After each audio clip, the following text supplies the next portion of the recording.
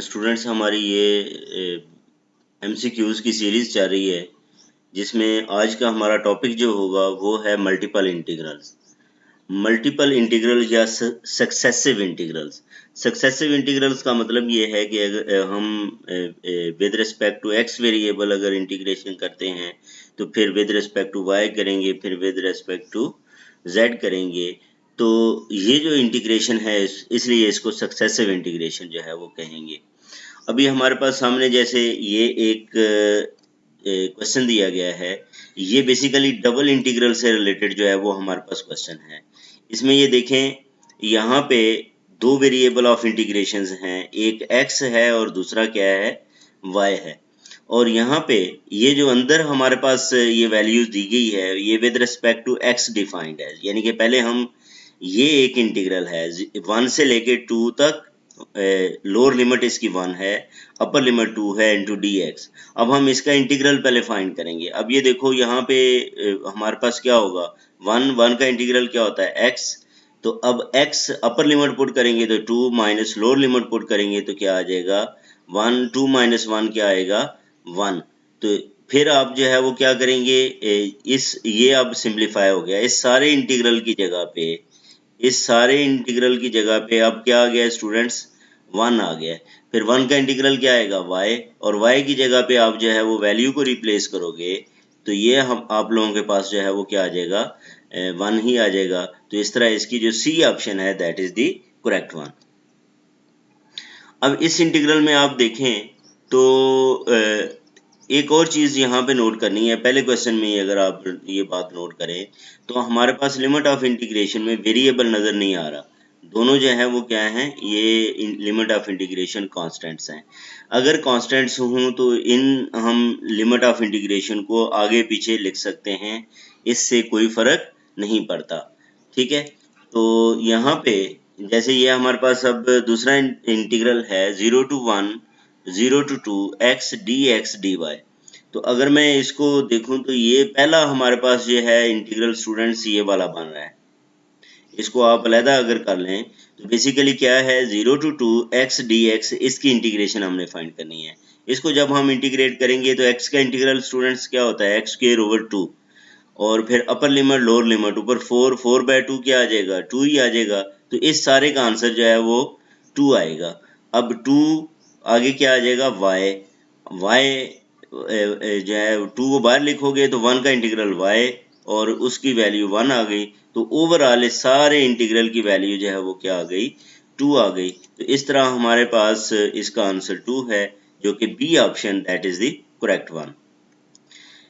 फिर स्टूडेंट्स हमारे पास ये क्वेश्चन है। अब इसमें भी अगर आप नोट करो तो जो लिमिट ऑफ इंटीग्रेशंस हैं वो कांस्टेंट्स हैं, वो वेरिएबल्स नहीं हैं। तो जब मैंने कहा कि लिमिट ऑफ इंटीग्रेशंस जो हैं अगर कांस्टेंट्स हों तो इससे कोई फ़र्क नहीं पड़ता, पहले x से सॉल्व करें, y से सॉल्व करें, इस इंटीग्रल को आगे लिखें पीछे लिखें, इससे कोई फ़र्क नहीं पड़ता। लेकिन कब, जबकि लिमिट ऑफ इंटीग्रेशंस दोनों वो क्या हूँ, वो कांस्टेंट नंबर्स हूँ, उसके अंदर वेरिएबल मौजूद ना हो। अब ये हमारे पास क्या है, x प्लस y है। तो डेफिनेटली अगर आप x के हवाले से इसको इंटीग्रेट करते हो तो अब आपका इंटीग्रल जो है वो क्या बन गया, ये वाला जो है वो इंटीग्रल है यहाँ से लेके यहाँ तक, ये इंटीग्रल है। इसमें विद रिस्पेक्ट टू x हमने इंटीग्रेट करना है, और जब with respect to x integrate करेंगे तो आपका y जो है वो क्या कंसिडर होगा, कांस्टेंट कंसिडर होगा। अब इसकी अगर मैं इंटीग्रेशन बोलूं तो x की इंटीग्रेशन क्या बनेगी, x स्क्वायर ओवर 2, y की इंटीग्रेशन क्या बनेगी, yx, क्योंकि y कांस्टेंट है, इसको बाहर लिखोगे 1 का इंटीग्रल जो है वो क्या आ जाएगा x। और इसमें आप लोगों ने फिर अपर लिमिट पुट करोगे 3 माइनस लोअर लिमिट पुट करोगे 0, जो आंसर है फिर उसकी इंटीग्रेशन आपने with respect to y put करनी है, y फाइंड करनी है, फिर upper integral minus lower integral. Fundamental of integral calculus आप लोगों ने जो है वो पढ़ा हुआ है, उसमें हम क्या करते हैं, अपर लिमिट पुट करते हैं, फिर माइनस लोअर लिमिट पुट करते हैं। इसको जब आप लोगों ने सिंप्लीफाई करोगे तो आपके पास जो ऑप्शन बी है that is the correct one, और इसका आंसर जो है वो 9 है। इसके बाद स्टूडेंट्स ये हमारे पास जो है वो एक क्वेश्चन है। अब ये देखो 0 to infinity e raised to power minus x square dx, ये बेसिकली इंटीग्रल बी फाइंड हुआ है डबल इंटीग्रल से। ये भी आपकी बुक के अंदर जो है वो मौजूद है, अगर आप उसको देखोगे तो। अब ये बेसिकली सिंगल इंटीग्रल है 0 टू इन्फिनिटी, और इसको इम्प्रॉपर इंटीग्रल कहते हैं क्योंकि एक लिमिट हमारे पास जो है वो क्या आ जाए, अगर यहाँ पे ये वाली जो लिमिट है वो वाली ये इन्फिनिटी आ जाए तो इसको हम क्या कहेंगे, ये इम्प्रॉपर होता है। अब बेसिकली क्या है, इसको डबल इंटीग्रल से स्टूडेंट्स क्यों सॉल्व किया, क्योंकि ये e raise to power minus x square है।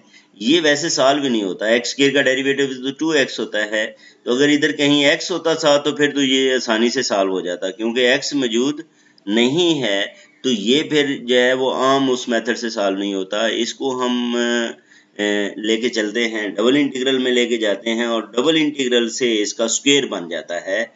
ठीक है, ये बुक के ऊपर मौजूद है कि हम बेसिकली माइनस एक्स स्क्वायर के साथ माइनस वाई स्क्वायर को भी लेके आते हैं, फिर एज ए होल स्क्वायर इसका बनता है, फिर स्क्वायर रूट लेते हैं, तो उस सूरत में जो है वो हमारे पास सिंगल इंटीग्रल ये रह जाता है।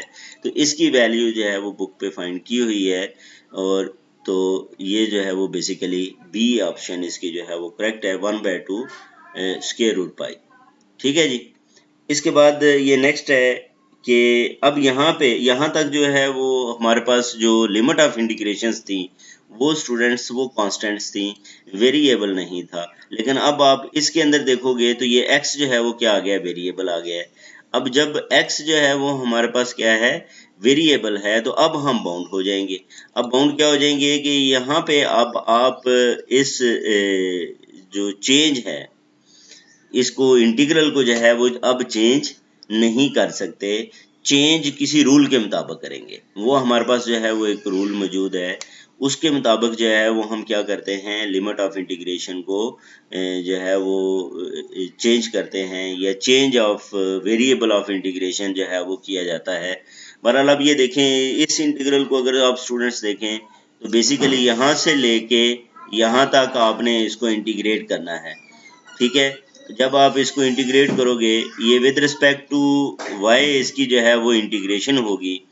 ठीक है, क्या होगी, पहले विद रिस्पेक्ट टू y आपने इसको इंटीग्रेट करना है, अपर लिमिट फिर माइनस लोअर लिमिट, जो आंसर आए फिर आपने उस आंसर को with respect to x integrate करोगे।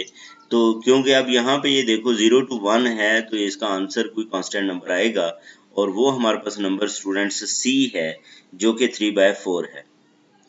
अच्छा, इसी तरह ये हमारे पास the value of the integral, इस इंटीग्रल की हमने वैल्यू जो है वो फाइंड करनी है। अब पिछले क्वेश्चन में अगर आप ये देखो तो ये वाला जो क्वेश्चन है ये simple with respect to y जो है वो इंटीग्रेट हो जाता है। कैसे, अब ये देखो, ये x स्क्वायर तो है ही कांस्टेंट, तो इधर इंटीग्रल इसका y आ जाएगा, और इधर जो है वो वेरिएबल y है, तो y का इंटीग्रल y²/2 होगा, 4x इसी तरह ही रहेगा। लेकिन अगर आप इसके अंदर आओ तो इसके अंदर ये देखो cos x⁵ है। अगर मैं इसको विद रिस्पेक्ट टू x जो है वो इंटीग्रेट करना चाहूँ तो विद रिस्पेक्ट टू x इसकी इंटीग्रेशन जो है वो पॉसिबल नहीं है, क्योंकि x⁵ है, तो इसका आगे डेरिवेटिव जो है वो होना जरूरी है। तो इसका मतलब अब यहाँ पे एक मजबूरी है। मजबूरी क्या है कि हम यहाँ पे ये जो y और x है इसको आपस में क्या करेंगे, इंटरचेंज करेंगे।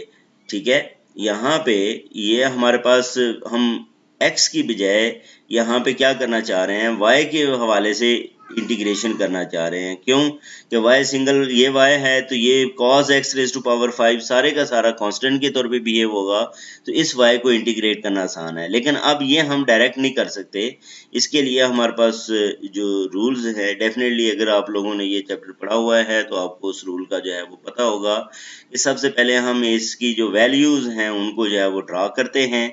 ठीक है, और फिर उसके मुताबिक उस फिगर में से ये देखते हैं कि अगर x के हवाले से ये लिमिट बन रही थी तो y के हवाले से कौन सी लिमिट्स बनेगी। तो उस सूरत में हमारे पास जो इसका स्टूडेंट्स आंसर आता है वो B option, that is the correct one. इसके बाद है ये क्वेश्चन है the value of the integral 0 to 1/2 2x⁻1 e⁻y²। अब इसमें भी स्टूडेंट्स वही इशू है। इशू क्या है कि इसको आप इंटीग्रेट नहीं कर सकते डायरेक्ट, यानी कि विद रिस्पेक्ट टू y इसको आप इंटीग्रेट नहीं कर सकते। इसका मतलब इसको पहले आप लोगों ने with respect to x integrate करना है, तो इस x को आप इससे रिप्लेस करोगे, चेंज करोगे, change of variable of integration होगा। लेकिन वो जैसे मैंने पहले बताया कि किसी रूल के मुताबिक है, अगर आप लोगों ने ये ट्रिपल इंटीग्रल पढ़ा हुआ है तो आप लोगों को जो है वो उसकी अंडरस्टैंडिंग होगी, अदरवाइज जो है वो थोड़ा सा मुश्किल होगा। मैं क्योंकि यहाँ पे वो स्पेस नहीं है, उसकी तफसील में नहीं जा रहा हूँ, ये ऑब्जेक्टिव क्योंकि जो है वो MCQs है, इसलिए बहरहाल अगर आप लोगों को इस चीज़ का अंदाज़ा नहीं है तो आप जो है वो कमेंट बॉक्स में जो है वो कमेंट कर सकते हैं, और फिर मैं जो है वो उसको एक वीडियो इसके ऊपर जो है वो चेंज ऑफ वेरिएबल के ऊपर जो है वो बनाई जा सकती है, और वो फिर मैं बोर्ड पे बनाऊंगा, क्योंकि यहाँ पे इस वक्त इसको समझाना जो है वो आसान नहीं है। बहरहाल ये हमारे पास, इसको जब आप जो है वो सॉल्व करते हो तो आपके पास जो ऑप्शन सी है that is the correct one. फिर ये हमारे पास 8 है। ये बेसिकली आप यहाँ पे ये देख रहे हो x square plus y square है, इधर a square minus x square है। तो ये जो क्वेश्चन है ये पोलर फॉर्म से रिलेटेड है, आपकी बुक के अंदर है। ये क्वेश्चन किससे रिलेटेड है? Polar form. तो आप लोगों ने क्या करना है, ये कार्टेशियन फॉर्म से आप लोगों ने इसकी पोलर फॉर्म बनानी है। पोलर फॉर्म बना के इसको आप सॉल्व करोगे तो ये सॉल्व हो जाएगा, और इसकी जो ऑप्शन ए है that is the correct one. फिर है question number 9, the area bounded by the parabola.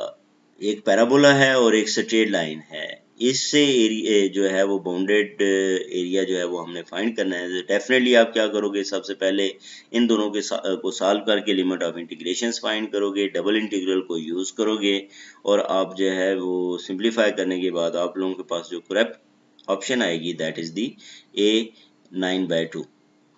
फिर ये है कि the area bounded by the cardioid. दूसरा ये है कि स्टूडेंट मैंने जो है वो ज़्यादा ये जो MCQs हैं वो एग्जाम्पल से ही लिए हैं, थ्योरी और एग्जाम्पल से ही है, एक्सरसाइज से नहीं है। तो आप लोग भी आइडिया लेने के लिए आप एग्जाम्पल्स को जो है वो सॉल्व कर सकते हो। ये पोलर फॉर्म का जो है वो क्वेश्चन बनता है, कार्डियाइड है और is equal to a into 1 minus cos theta. इसका जब आप जो है वो एरिया फाइंड करते हो डबल इंटीग्रल की मदद से, तो ये करेक्ट ऑप्शन है दैट इज दी बी। फिर क्वेश्चन नंबर 11 है, find the volume of the tetrahedron enclosed by the plane and the coordinate planes. ये प्लेन है x plus 2y plus z is equal to 2, और coordinate planes से जो है वो आप लोगों ने क्या करना है, इसका वॉल्यूम फाइंड करना है। तो डेफिनेटली आप इसके इंटीग्रल को जो है वो डबल इंटीग्रल को जो है वो यूज़ करोगे, तो आपके पास ये जो ऑप्शन बी है that is the correct one. फिर ये है कि find the volume of tetrahedron enclosed by this and the coordinate planes. ये स्टूडेंट्स रिपीट हो गया क्वेश्चन। इसके बाद है question number 13, formula for finding the total mass of the body. अब अगर हमें total mass of the body find करना है तो उसका फार्मूला बुक के ऊपर दिया गया है। ये जो ऑप्शन ए है that is the correct one. Option A is the correct one. इसी तरह एक और उसके ऊपर फार्मूला है कि formula for the moment of inertia about x axis. X axis के about moment of inertia find करना हो तो डबल इंटीग्रल की फॉर्म में इसका फार्मूला जो है that is the option C. अब यहाँ पे आप लोगों ने नोट करना है कि अगर इनर्शिया अबाउट एक्स एक्सिस आप फाइंड कर रहे हैं तो इधर वाई स्क्वायर आएगा। इसी तरह अगर inertia about y axis find करना हो तो फिर आपका इधर एक्स स्क्वायर आ जाएगा, और यहाँ पे कौन सी ऑप्शन दुरुस्त हो जाएगी, B option is the correct one. फिर एक फार्मूला हमारे पास जो चौथा दिया गया है, formula for the polar moment of inertia about the origin. ये जो लास्ट में दिया गया है D option that is the inertia for the polar moment, formula for the polar moment of inertia that is x square plus y square delta x y dA। ये जो delta है that is the density, और ये basically formulas किसके लिए हैं, जब equal distribution होती है मैसेज की, उस सूरत में जो है वो ये फार्मूलाज यूज होते हैं। बहरहाल डी इसकी ऑप्शन जो है वो करेक्ट है। फिर ये 17 है, the mass of circular lamina of, ये लेमिना डिस्क टाइप होता है, of radius A if its density at A point is k times the distance of this point from the centre of the circle. तो वो मास जो है वो students किसके equal होगा, ये भी बुक से एग्जांपल का जो है वो क्वेश्चन है। इसको आप अगर सॉल्व करते हो तो आप देखोगे 2 पाई k क्यूब ओवर 3 के इक्वल होगा। ये C option is the correct one. फिर क्वेश्चन नंबर 18 है, the moment of inertia about x axis for the quarter days. ये जो x square plus y square less than equal to a square है students, ये disc के लिए use होता है। क्यों कि अगर सिर्फ इज इक्वल टू हो तो वो सर्कल होता है। डिस्क का मतलब ये है कि उस सर्कल के अंदर जितना भी वो सारे अंदर सर्कल बन रहे हैं वो भी इसके अंदर इंक्लूडेड है। If its density is proportional to the distance from the origin. तो इसका जो इसको सिंप्लीफाई करेंगे स्टूडेंट्स, तो आपकी option A is the correct one, pi के ए रेज टू पावर 5/20। अब ये देखें एमसीक्यूज में ये बिल्कुल ये जनरल क्वेश्चन है। अगर आप यहाँ पे वो दे दे ए की जगह पे 2 दे दे तो इधर आप इस फार्मूले में ए की जगह पे 2 पुट कर सकते हैं। आपको फार्मूला याद होना चाहिए, ठीक है। तो आप पता क्या करें, इनके ये जो वैल्यूज फाइंड की हुई हैं इनके फार्मूलाज आप ये है वो याद रखें।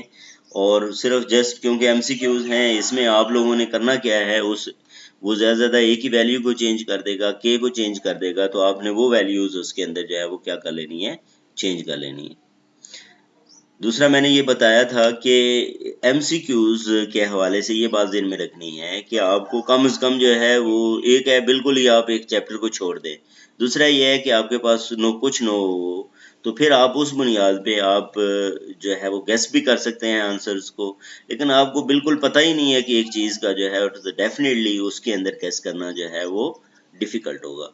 तो बहरहाल ये हमारे पास जो है वो ऑप्शन ए इसकी जो है वो दुरुस्त थी। The polar moment of inertia about the origin for the quarter this if the density is proportional from the origin।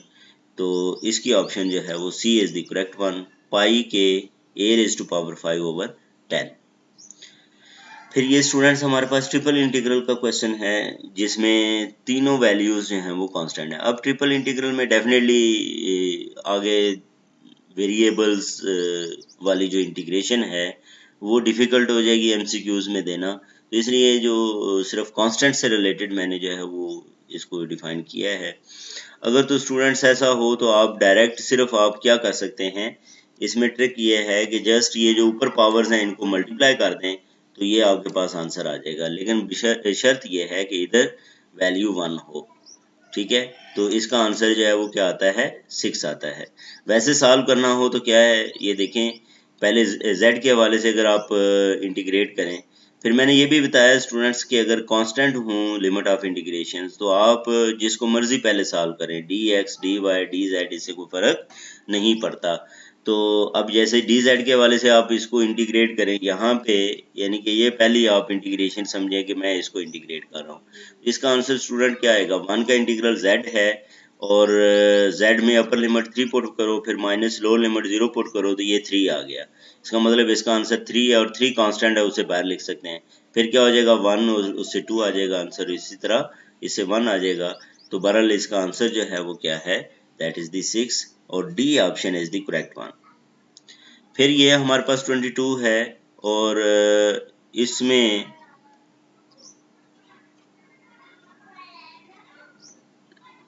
ये स्टूडेंट रिपीट हो गया क्वेश्चन।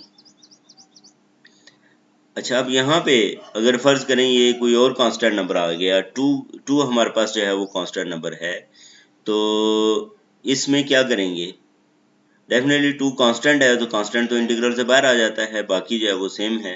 तो 6 2 आर 12, तो इसकी option C is the correct one. फिर ये 24 है, the moment of inertia of spherical ball of radius of a of constant density with respect to the diameter. तो इसका भी आप लोगों ने स्टूडेंट्स फार्मूला याद कर लेना है। फिर जो भी वो वैल्यू दे, वो रेडियस 1 कह दे तो आपने एक ही जगह पे 1 पुट कर देना है, 2 कह दे तो एक ही जगह पे 2 पुट कर देना है। बहरहाल इसका जो फार्मूला है वो option see that is the correct one, 2a square m/5। अगर वो मैथ्स कहता है कि 1 है तो m की जगह पे 1 पुट कर दो, रेडियस वो कहता है 2 है तो a की जगह पे 2 पुट कर दो। अब 25 है, the moment of inertia of spherical ball of radius 2 of constant density with respect to a diameter. अब ये देखें उसी में अगर आप जो है वो रेडियस को 2 पुट करते हो तो आपका आंसर जो है वो 8m/5 बन जाता है। तो ये थे स्टूडेंट्स कुछ जो है वो एग्जाम्पल के तौर पे जो है वो एमसीक्यूज थे। तो बेसिकली आप लोगों को थोड़ा सा आइडिया हो जाना चाहिए ट्रिपल इंटीग्रल के हवाले से। अक्सर ये मैंने देखा है कि बीएससी में इस चैप्टर को छोड़ भी दिया जाता है, जिसकी वजह से अभी क्योंकि एमसीक्यूज हैं और एमसीक्यूज में तो डेफिनेटली कोई भी चैप्टर या कोई भी आर्टिकल छोड़ा नहीं जा सकता। और क्योंकि सब्जेक्टिव के अंदर तो होती है चॉइस, लेकिन ऑब्जेक्टिव के अंदर चॉइस नहीं होती। इसमें आप लोगों ने जो है वो सारे के सारे क्वेश्चन सॉल्व करने हैं। और जैसा कि यूनिवर्सिटी ने आपको बताया भी है कि जो मैथमेटिक्स के क्वेश्चंस हैं वो 50 MCQs आएंगे और 1.5 घंटा आपके पास, आप लोगों के पास जो है वो टाइम होगा। उस 1.5 घंटे के अंदर आप लोगों ने ये जो 50 MCQs हैं उनको कंप्लीट करना है। तो डेफिनेटली जो है वो ये जो MCQs हैं वो पूरे एरिया को जो है वो क्या कर रहे होंगे, तमाम के तमाम टॉपिक्स को जो है वो कवर कर रहे होंगे। तो बहरहाल कल आप लोगों का जो है इसका पेपर भी है। अपना ख्याल रखें। अल्लाह हाफिज़।